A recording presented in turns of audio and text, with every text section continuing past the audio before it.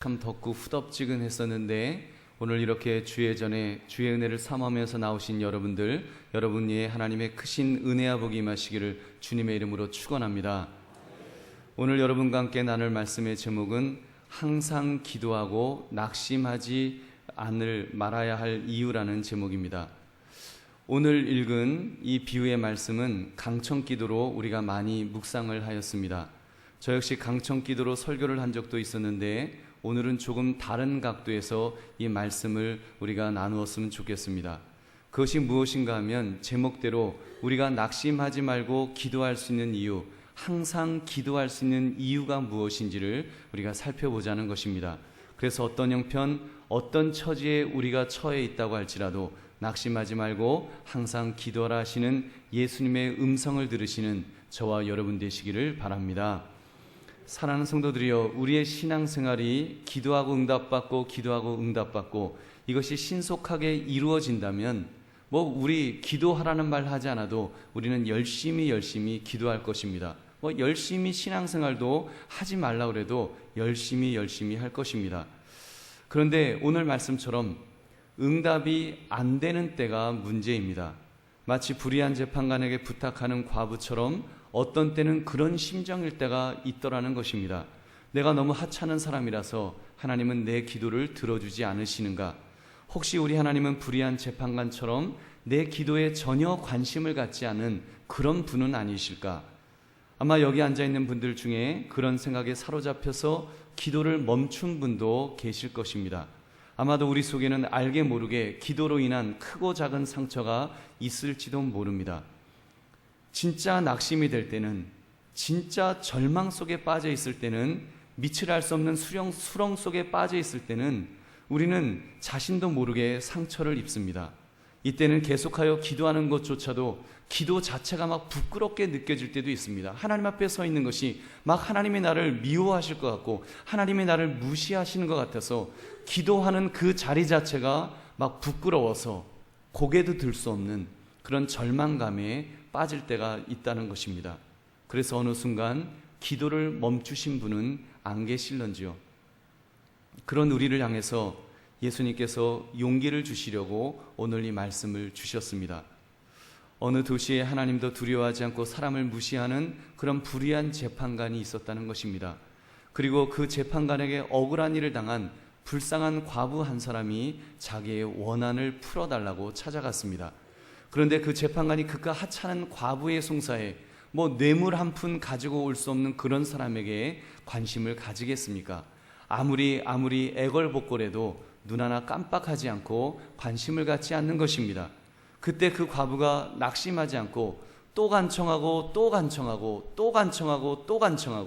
끝없이 간청을 하니까 그 재판관이 너무 괴롭고 귀찮아서라도 들어주었다는 것이 오늘 주님의 말씀입니다. 우리 하나님께서도 낙심하지 말고 그렇게 끊임없이 기도하면 들어주신다는 것이 오늘 예수님께서 우리에게 주시는 말씀인 것입니다. 그런데 이 비유를 잘못 이해하면 자칫 무의식적으로나마 예수님의 의도를 우리가 오해할 수가 있습니다. 우리 자신을 불쌍한 과부로 생각하고 그리고 우리 하나님을 불의한 재판관으로 잘못 적용하는 것입니다. 만약 우리가 이런 식으로 하나님을 이해하게 된다면 우리는 본질적인 것을 놓치면서 오늘 성경 말씀을 읽는 것입니다. 여러분, 오늘 말씀의 핵심, 예수님의 강조점은 불의한 재판장도 들어주는데 좋으신 하나님이 안 들어주시겠느냐? 좋으신 하나님이 안 들어주시겠느냐? 하찮은 과부의 부탁도 들어주는데 하물며 너희 하나님의 자녀일까 보냐? 이것이 우리 예수님의 강조점입니다. 즉 우리가 기도하면 들어주신다는 것입니다. 어떻게 해요? 낙심하지 않고 항상 기도하면 하나님은 지체하지 않고 들어주십니다.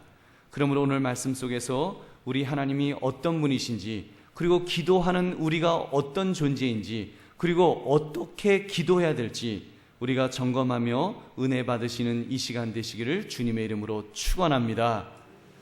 첫 번째로 우리 하나님이 얼마나 선하신 분이신가를 절대로 잊어서는 안 될 것입니다.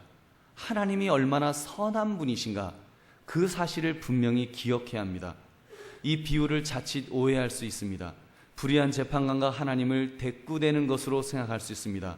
그러다 보니까 그 재판관이 때를 쓰고 강청을 해야 겨우 들어주었던 것처럼 우리 하나님도 때를 써야지, 때를 써서 기도해야지 겨우 들어주시지 않을까, 우리가 그렇게 생각할 수 있습니다. 거기다가 우리가 우리 스스로를 비하하기까지 합니다. 비관적으로 자신을 보는 것입니다.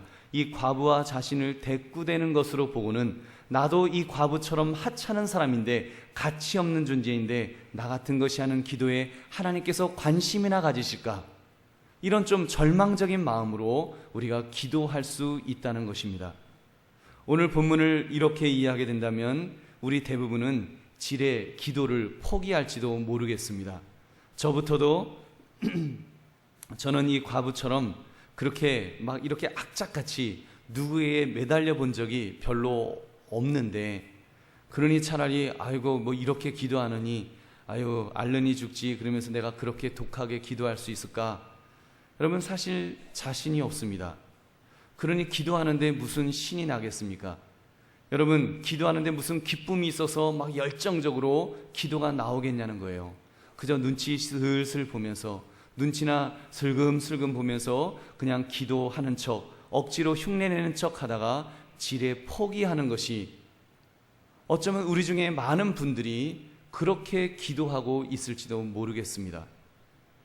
저는 그런 생각을 해봤습니다. 이 과부는 인간적으로 보면 불의한 재판관보다 더 독한 사람이겠다, 그런 생각을 좀 해봤습니다. 얼마나 독했으면 불의한 재판관이 혀를 차면서 내가 졌다 들어줄게 이렇게 손을 들었을까요?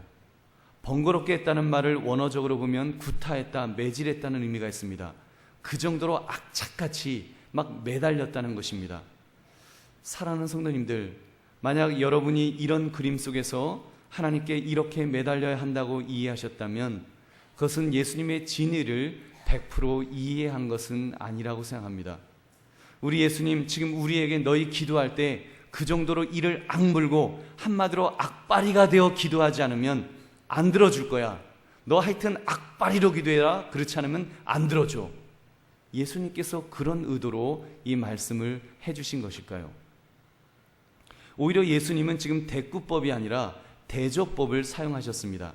대조법은 어느 하나를 강조하기 위해서, 강하게 돋보이도록 하기 위해서 정반대되는 것을 이렇게 제시해주는 수사법입니다.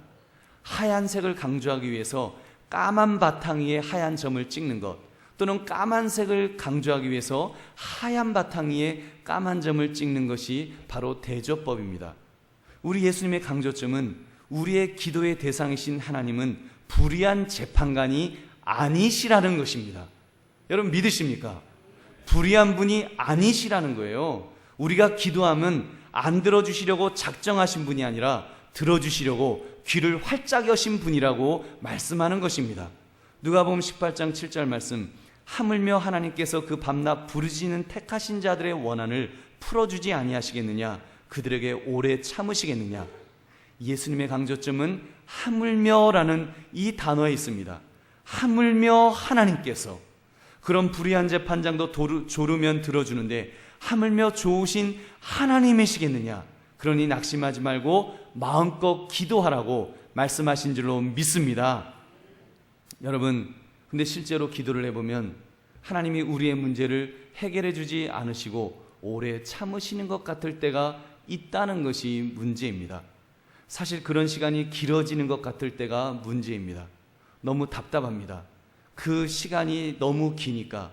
이건 터널이 아니라 이거는 동굴처럼 느껴집니다. 그냥 꽉 막혀서 여기가 끝이구나, 여기가 절망이구나, 하나님은 나를 버리셨구나, 나를 구원해 주시는 것이 아니라 나를 버리시는 하나님으로, 응답해 주시는 것이 아니라 외면하시는 것으로 그렇게 생각할 수가 있습니다.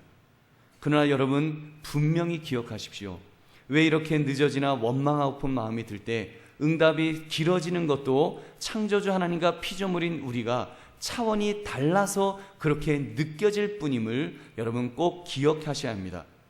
이때 우리는 실망하면 안 됩니다. 이때 우리는 하나님을 의심하면 안 됩니다. 왜냐하면 하나님의 시계와 우리의 시계가 다르기 때문입니다.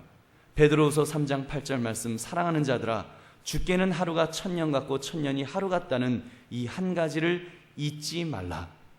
여러분, 잊지 맙시다. 하나님의 시계와 우리의 시계가 다른 것뿐이지, 여러분, 하나님은 우리가 기도할 때 응답해 주시기를 원하시는 좋으신 하나님이신 줄 믿으시기 바랍니다. 그러므로 늦어지는 것 같을 때 우리가 해야 될 것은 인내입니다. 여러분, 참고 기다리는 것입니다. 그러면 하나님께서 놀라운 것으로 채워주실 줄로 믿습니다. 야고보서 5장 11절 말씀, 보라, 인내하는 자를 우리가 복되다 하나니 너희가 욥의 인내를 들었고 주께서 주신 결말을 보았거니와 주는 가장 자비하시고 긍휼히 여기시는 이시니라. 아멘. 사랑하는 성도들이여, 우리는 인내해야 됩니다. 아니, 인내할 수 있습니다. 왜냐하면 우리에게 이미 최고의 것을 주신 하나님의 선물이 나에게 있기 때문입니다. 여러분, 그 선물이 무엇인가 하면 바로 우리 예수 그리스도이십니다. 우리가 하나님과 대적하였을 때, 우리가 하나님과 원수되었을 때 하나님은 우리에게 예수 그리스도를 준비해 주셨습니다. 하나님의 아들을 준비해 주시고 이 땅에 보내주시고 그 아들을 십자가에서 죽이시기까지 그렇게 우리를 사랑해 주셨습니다. 그 놀라운 사랑, 아들도 아끼지 않으신 그 사랑, 그 선물을 이미 우리는 받은 자라는 것입니다. 그것도 십자가에서 죽이시기까지 그렇게 구원해 주신 그 선물 말입니다. 로마서 8장 32절, 자기 아들을 아끼지 아니하시고 우리 모든 사람을 위하여 내주신 이가 어찌 그 아들과 함께 모든 것을 우리에게 주시지 아니하겠느냐. 아멘. 여러분, 아들도 주신 하나님은 우리에게 가장 좋은 것을 주실 줄로 믿습니다. 아들도 주신 하나님은 간구하는 자를 결코 멀리하지 않으실 줄로 믿습니다. 외면하지 않으십니다. 가까이 하십니다. 소원을 들어주십니다. 부르짖음에 응답하실 줄로 믿습니다. 시편 145편 18절 19절 말씀, 여호와께서는 자기에게 간구하는 모든 자, 곧 진실하게 간구하는 모든 자에게 가까이 하시는도다.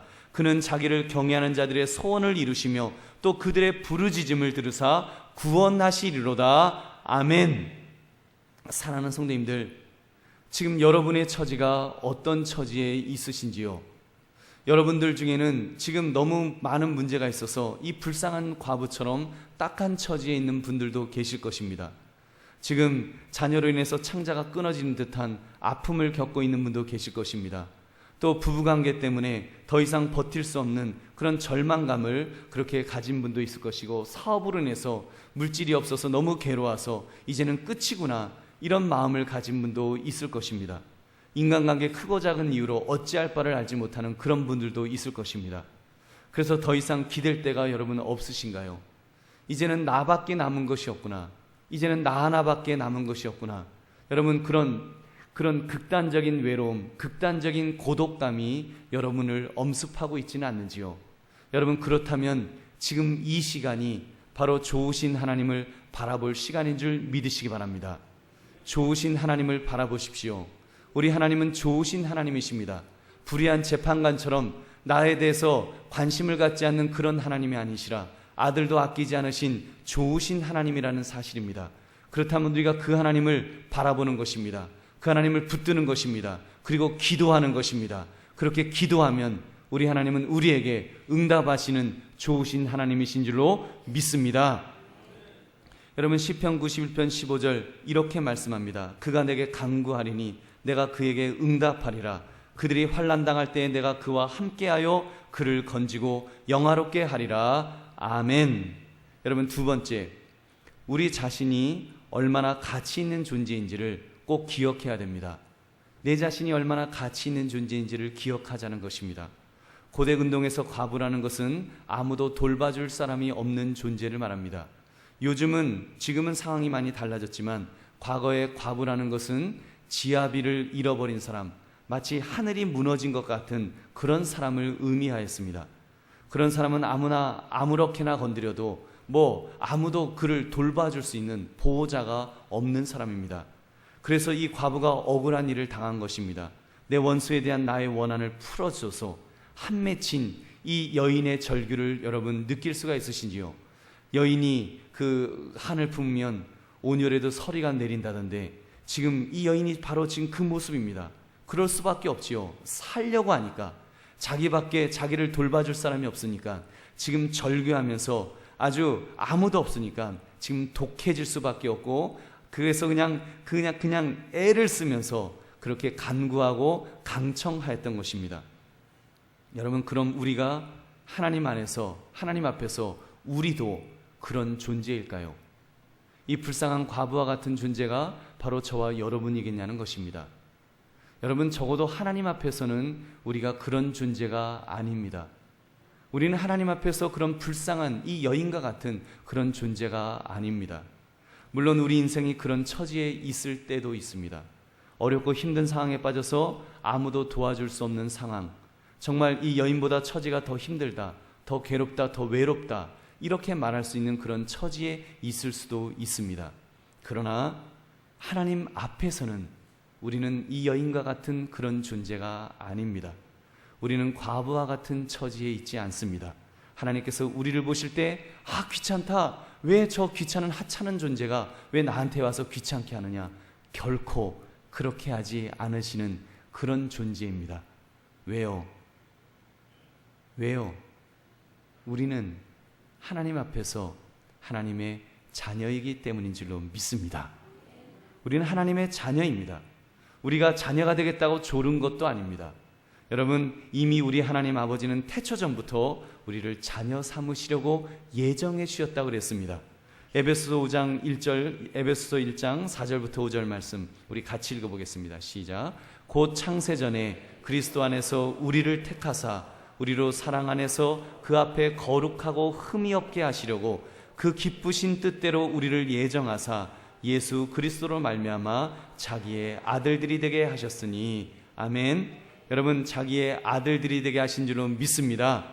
자기의 딸들도 되게 하신 줄로 믿습니다. 우리를 자녀가 되게 하시려고 창세전부터 그렇게 예정하여 주셨다는 것입니다. 어떻게 해요? 예수 그리스도로 말미암아. 그래서 2000년 전에 때가 찼을 때 아들을 보내시고 십자가에 못 박아 죽이시기까지 하셔서 우리를 자녀로 만들어 주셨습니다. 갈라디아서 4장 4절 5절은 이렇게 말씀합니다. 때가 참에 하나님이 그 아들을 보내사 여자에게서 나게 하시고 율법 아래에 나게 하신 것은 율법 아래에 있는 자들을 속량하시고 우리로 아들의 명분을 얻게 하려 하심이라. 아멘. 아들의 명분을 얻게 하실 뿐만 아니라 딸의 명분도 얻게 하여 주신 줄로 믿습니다. 여러분, 우리는 예수 그리스도를 믿음으로 이렇게 하나님의 자녀가 된 것입니다. 여러분, 어떻게 할 수 있어요? 내가 하나님의 자녀인 것, 내 속에서 이미 내 스스로가 그것을 자증해주고 있습니다. 스스로 증거해주고 있습니다. 믿음으로. 내게 예수님을 믿는 믿음이 있다면, 여러분, 지금 내가 예수님 믿습니다. 예수님이 나의 구원자임을 믿습니다. 이 믿음이 있다면 이미 우리는 그 믿음으로 자녀가 된 줄로 믿습니다. 요한복음 1장 12절부터 13절 말씀, 영접하는 자 곧 그 이름을 믿는 자들에게는 하나님의 자녀가 되는 권세를 주셨으니 이는 혈통으로나 육정으로나 사람의 뜻으로 나지 아니하고 오직 하나님께로부터 난 자들이니라. 아멘. 믿음으로 하나님의 자녀가 된 줄로 믿습니다. 이것을 우리 안에 있는 성령 하나님께서도 함께 증언해 주고 계십니다. 로마서 8장 16절, 성령이 친히 우리의 영과 더불어 우리가 하나님의 자녀인 것을 증언하시나니. 여러분, 나만 믿음으로 증언하는 것이 아니라 내 안에 계신 성령님께서 너가 믿음으로 하나님의 자녀가 되었다라고 하나님, 우리 성령께서 우리에게 인쳐 주신 줄로 믿습니다. 나는 그 사실을 믿습니다. 여러분도 이 약속의 말씀을 힘입어서 여러분 하나님의 자녀가 된 줄 믿으시기 바랍니다. 믿음으로 하나님의 자녀가 된 우리 성도들이요, 이제 자기의 존재를 다시 한번 깨달으셨을 것입니다. 나는 과부와 같이 버림받은 존재가 아니다. 귀찮아하시는 존재가 아니다. 나는 하나님의 아들의 피값으로 하나님의 자녀가 된 자이다. 여러분, 나는 이 세상에 더없이 큰 사랑을 마음껏 받은 자이다. 이 분명한 자의식을 가져야 합니다.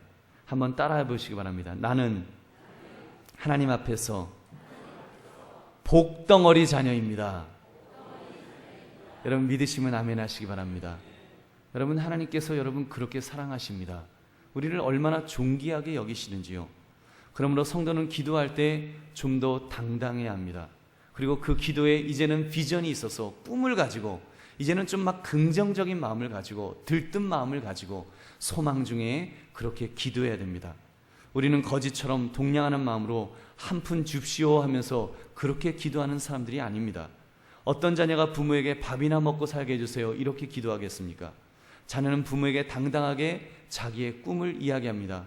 아버지, 어머니, 저 이제 어느 대학을 가야 되겠습니다. 제가 이러저러한 제가 전공을 해야 되겠습니다. 그래서 이러저러한 사람이 제가 되기를 원합니다. 그것이 제게 꿈입니다. 엄마, 아빠, 저를 좀 밀어주세요. 도와주세요. 여러분, 자녀들은 부모에게 그렇게 말하는 것입니다. 사랑하는 성도들이여, 그런 점에서 우리의 기도가 한 단계 업그레이드 되고 좀 더 구체적이고 좀 더 당당해지시기를 주의 이름으로 축원합니다. 어떤 사람은 기도하면서 막연하게 기도합니다. 축복해 주시옵소서, 하나님 복을 주옵소서, 잘되게 해 주시옵소서. 그래서 하나님께서 응답해 주시려고, 그래 아무개야 네가 이렇게 열심히 기도하니 내가 응답해 주겠다. 어떻게 해주랴? 뭘 잘되게 해주랴? 잘되게 해 주시옵소서. 뭘 잘되게 해줘? 그냥 잘되게 해주세요. 저도 잘 모르겠어요. 그냥 잘되게 해주세요. 여러분, 그거는 바른 기도의 태도가 아닙니다. 여러분, 이 과부는 그렇게 기도하지 않았습니다. 내 원수에 대한 나의 원한을 풀어주소서. 아주 구체적으로 지금 부탁하고 있는 것입니다. 아무개가 아마 그랬을 거예요. 아무개가 몇 날 며칠 저에게 이러이러한 일을 저질렀는데 제가 아주 그게 원수 같습니다. 제가 아주 원한이 있습니다. 이거 꼭 풀어주세요. 아마 메모도 해놨을 거예요. 그래서 그 메모한 거를 읽으면서 이런 억울한 일을 당했는데 좀 들어달라고 구체적으로 그렇게 강구했던 것입니다. 사랑하는 성도님들, 기도는 구체적이어야 됩니다. 기도는 구체적으로 그렇게 해야지 힘이 나서 기도할 수 있습니다. 구체적으로 기도할 때 꿈이 담겨 있기 때문에 담대하게 기도하게 될 줄로 믿습니다.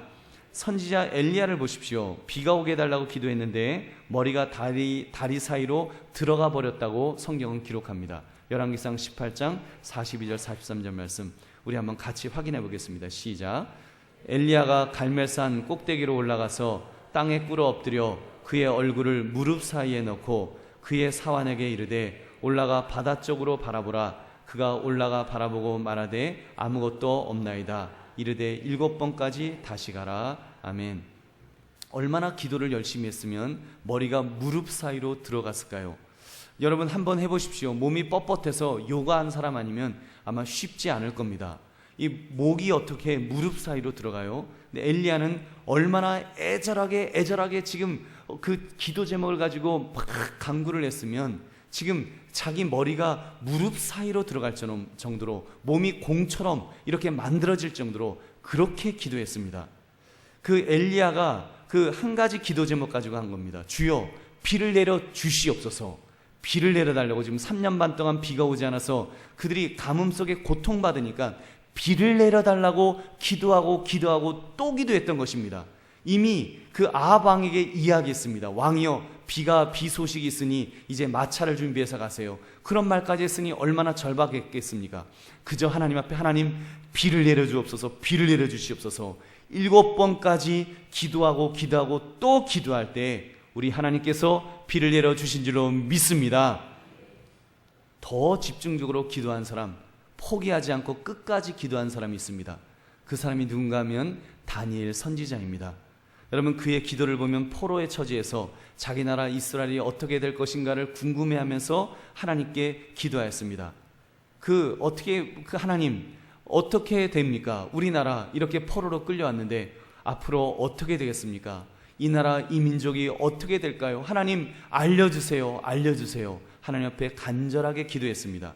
그런데 응답이 없었습니다. 첫째 날도 응답이 없고 둘째 날도 응답이 없고 셋째 날도 없었습니다. 그렇게 세 일의 동안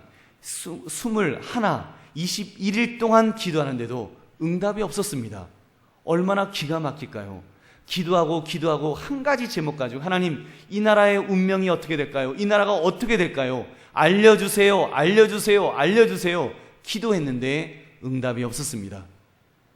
21일째 하나님의 천사가 나타나서 이제 그 응답에 대해서 이야기를 해줬습니다. 응답을 해줬는데 그때 놀라운 영계의 사건을 함께 설명해 주었습니다. 그것이 무엇인가 하면 이미 다니엘의 기도는 첫째 날에 응답이 되었다는 것입니다. 그런데 주의 천사가 오는 중에 사단이 막아서 못 오고 있다가 천사장 미가엘이 물리쳐 준 후에야 무사히 도착하게 되었다. 그 이야기를 해주었습니다. 여러분, 그러니 얼마나 아찔했을까요? 만약에 이 다니엘이 그때 제대로 기도하지 않고 포기했더라면 아마 응답을 가지고 오던 주의 천사도 돌아가 버렸을지도 모릅니다. 그 응답을 못 들었을지도 모릅니다. 그런데 다니엘은 집중적으로 계속하여 기도했기 때문에 주의 응답을 받게 된 줄로 믿습니다.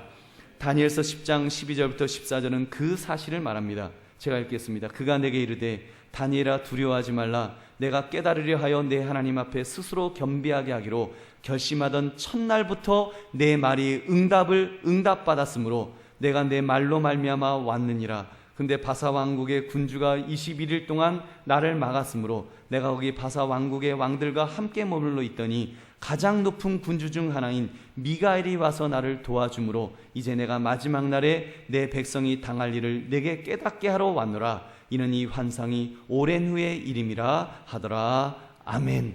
그러므로 여러분, 저와 여러분은 내가 하나님의 자녀임을 깨닫고 당당하게 집중하여 목적을 가지고 낙심하지 않고 기도하시기를 주님의 이름으로 축원합니다.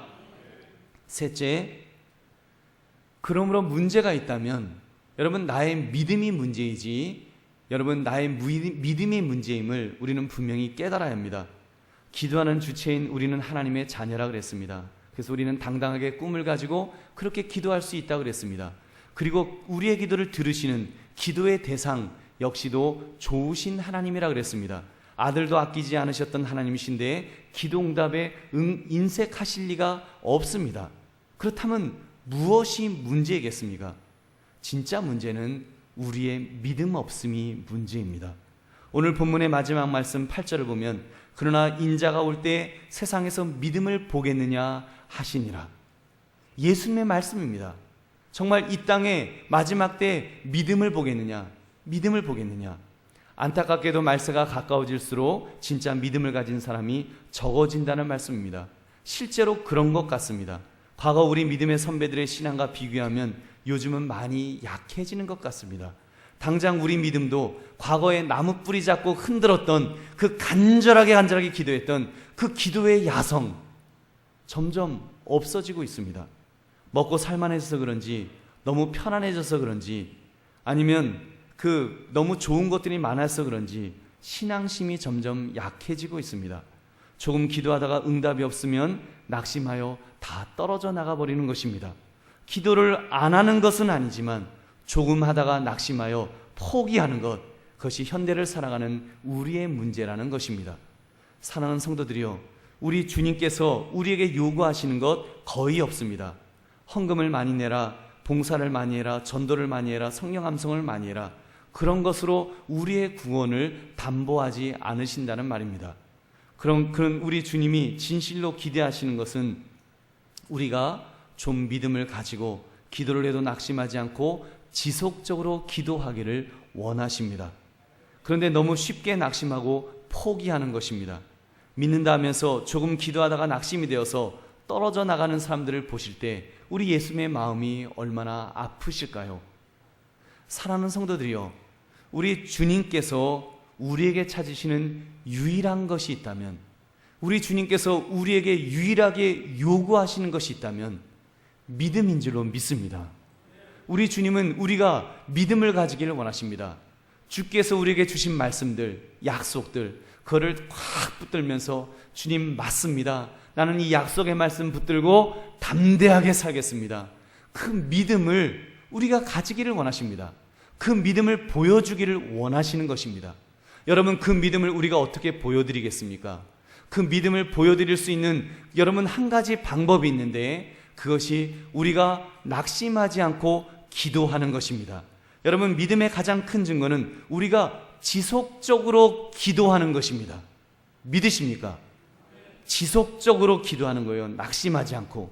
비록 환경과 처지가 어려워도, 그리고 기도의 응답이 늦어지는 것 같아도, 기도 응답이 없는 것처럼 느껴지는 상황까지 간다고 할지라도, 막 기도하는 중에도 점점 벼랑 끝까지 간다고 할지라도 우리가 믿음을 가지고 기도하는 것, 지속적으로 기도하는 것, 그것이 우리의 믿음을 나타내는 증거인 줄로 믿습니다.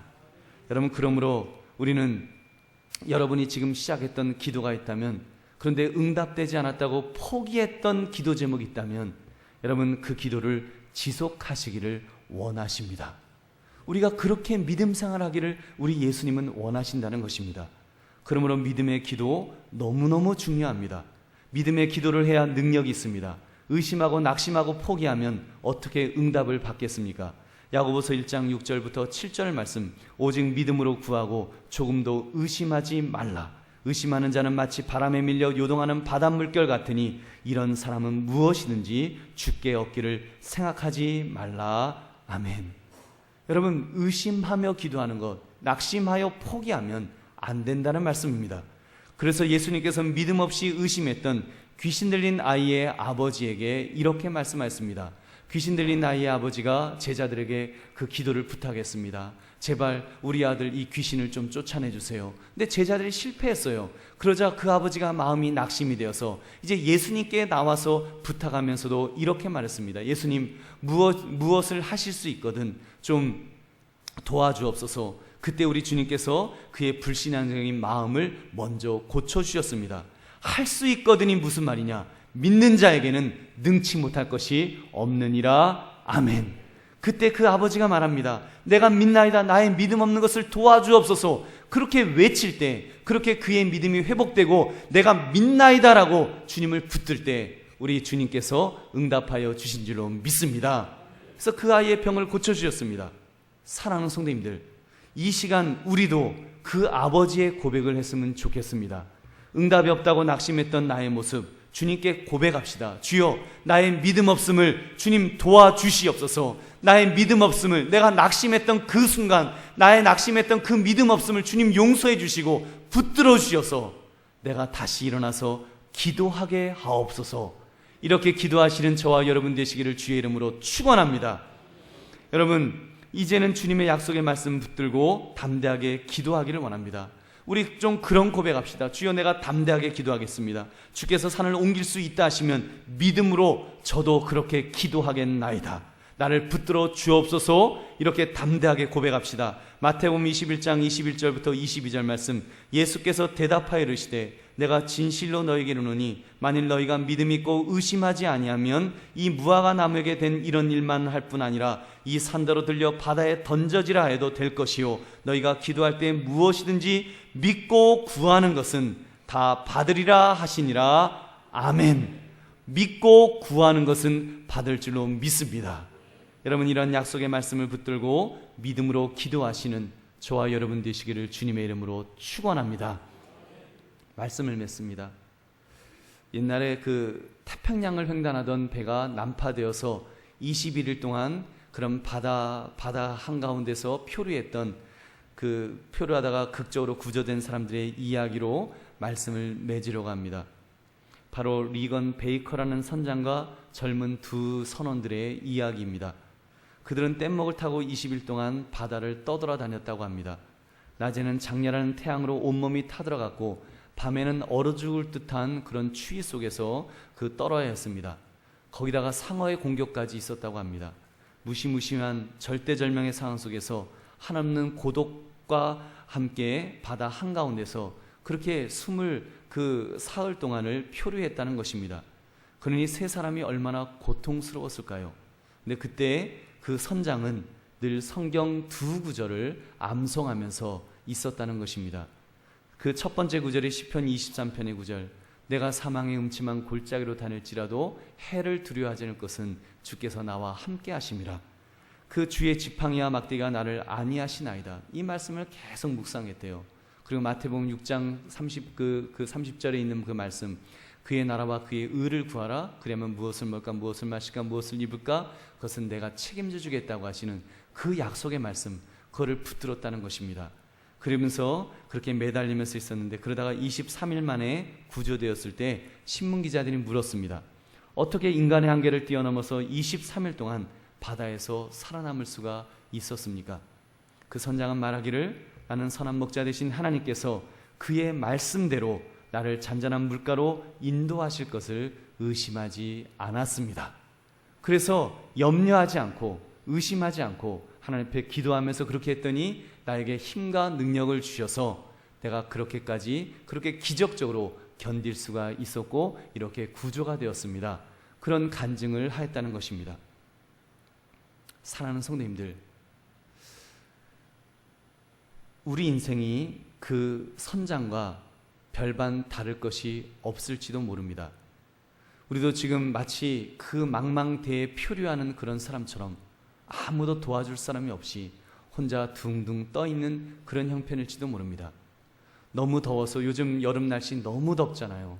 이 더위와 싸워야 되고 또 겨울에는 꽁꽁 얼는 추위 속에서 발발 떨면서 또 추위와 싸워야 합니다. 우리는 크고 작은 문제 때문에 얼마나 고통과 아픔 속에서 그렇게 살아가는지 모릅니다.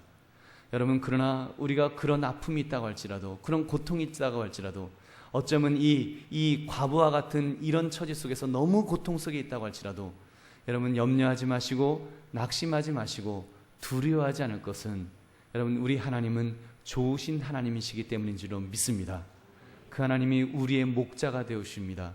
그 하나님이 우리의 목자가 되어주셔서 우리를 이끌어주기를 원하시는 것입니다. 그리고 나는 바로 하나님께서 아들도 아끼지 않으시고 우리를 구원해 주신 하나님의 자녀입니다. 우리가 기도하면 우리가 주님 앞에 주님을 바라보면 우리 주님은 우리를 구원하시기를 원하십니다. 99마리 양을 남겨두고 한 마리 양을 찾으시는 그런 심정으로 우리를 찾으시고 우리의 기도마다 응답하시는 좋으신 하나님이신 줄 믿으시기 바랍니다. 그러므로 그 하나님을 바라보면서 우리가 오늘 이 말씀의 제목처럼 항상 기도하며 낙심하지 마시고 우리가 담대하게 기도함으로 응답받으시는 저와 여러분 되시기를 주님의 이름으로 축원합니다. 우리 함께 기도하겠습니다. 오늘 말씀 생각하시면서 주여 항상 기도하고 낙심하지 말아야 될 이 이유를 가지고 오늘도 우리가 담대하게 기도하며 살게 하여 주시옵소서. 이 시간 주여 두 번 외치고 기도하겠습니다. 주여!